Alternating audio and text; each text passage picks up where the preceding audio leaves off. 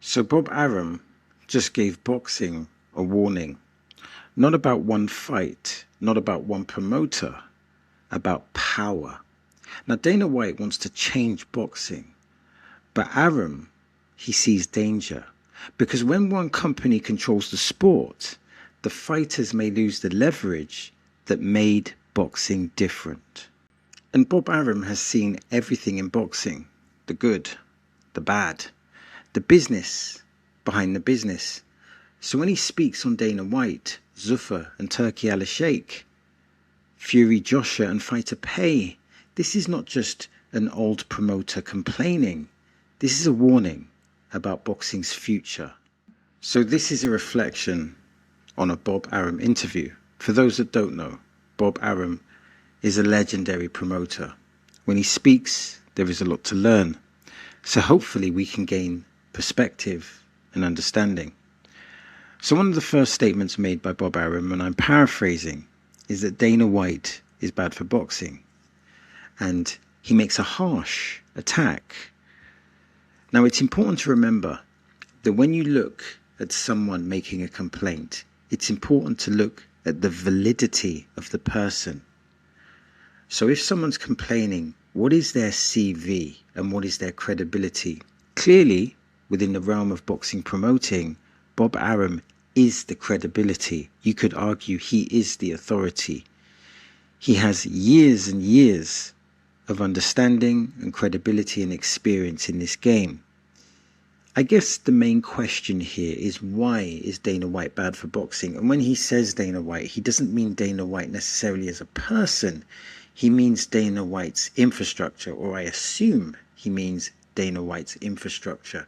And the way we can discuss and theorize on Dana White's infrastructure is to look at the UFC's infrastructure, or the UFC as a machine, with regards to matchmaking, with regards to pay, with regards to marketing, etc.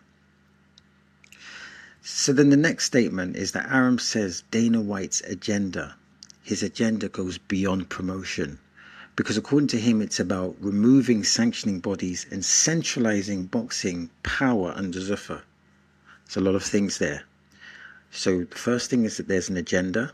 You would argue that most promoters, or all human beings, have an agenda. Agendas are not necessarily inherently bad, but the point is that the agenda goes beyond promotion. So from Arum's perspective, it's about removing sanctioning bodies and then centralizing boxing power. So the premise here, or what we need to understand, is the idea of centralized power a good thing, or is it a bad thing, or is it nuanced? Is centralized power a good thing? In many cases, centralized power can be a bad thing, because if there's one centralized power, that means they have all the control. However, when you have multifarious sanctioning bodies that are competing, is that power scattered a good thing or a bad thing? Or does it depend on the implementation? I think it's important to understand that it may not be the idea that's the problem. It may be the implementation of the idea that is the problem. Of course, when we have multifarious different sanctioning bodies, you can argue that you have more negotiating power as a boxer. So there's more money to be made because there's more competition. But do you have that competition if the power is centralized? So with that last point, here's a question to consider. Here's a question. Does Floyd Mayweather make the same money in a centralized system?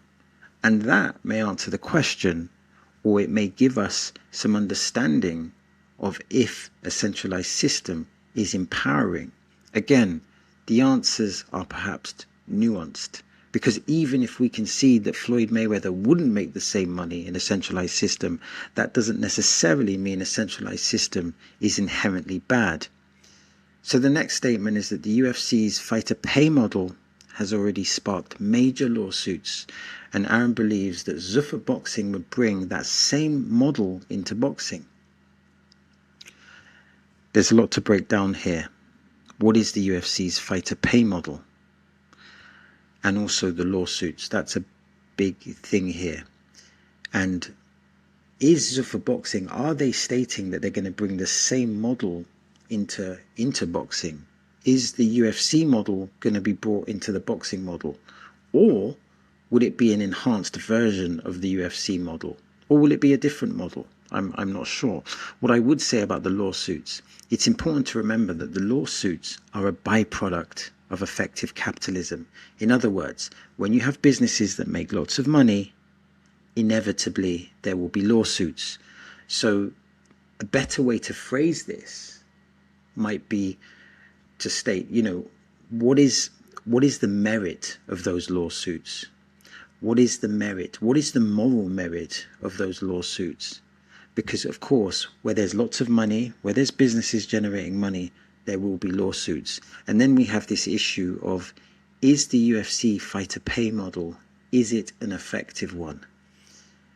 And that is a debate to be had. From my understanding, a boxer pay model is that at the top, it's exponentially high, but then the middle and the bottom, it's exponentially low.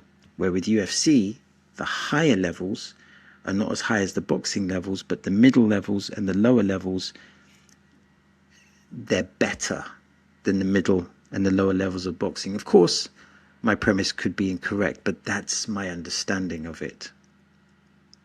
But I think the takeaway point is that lawsuits don't necessarily mean that a business is bad. It definitely doesn't mean that a business is good either, but it's about looking at that context. And then the next statement is that Fury versus Joshua, according to Bob, belongs in the UK, where it would generate the biggest gate. And according to him, staging it in the US makes little commercial sense. My understanding here is that from an emotional perspective, from a British boxing context perspective, we want the Fury versus AJ in Britain. We want it in the UK. However, from a commercial perspective, Fury and AJ, they have commercial reach that is global and it's not just restricted to Britain. So I'm not sure if that premise is true. Yes, AJ Fury will make lots of money in Britain, but it will also make lots of money globally. And I don't know what the conclusion of the figures are. And I'm assuming, generally speaking, that the boxers and the teams will go where there's the most money. And then Arum makes a statement about Floyd Mayweather. And as it's been heavily in the media, Floyd Mayweather has had financial issues, allegedly. And according to Bob Arum, and I think many would agree with this, this is a problem of overconsumption, not bad luck. So when you have the private planes, the security guards, and a costly lifestyle, this can eat in to massive amounts of wealth. And I think the whole thing about overconsumption, it's something that a lot of people, it's a beast, figuratively speaking, and it's a beast that a lot of people just can't beat. And I think the point is this: it's important to understand how to manage your finances, even if you are quote unquote financially free. And the important lesson is that it's not what you make, or it's not all about what you make, it's also about what you spend. Think of it from a business perspective. A business makes 2 million, but spends 10 million. That's a shortfall of 8 million. So it's about thinking about expenditure in the same sense, personal expenditure in the same sense. If you've made 100 million, but you spent 200 million, then you have a massive discrepancy.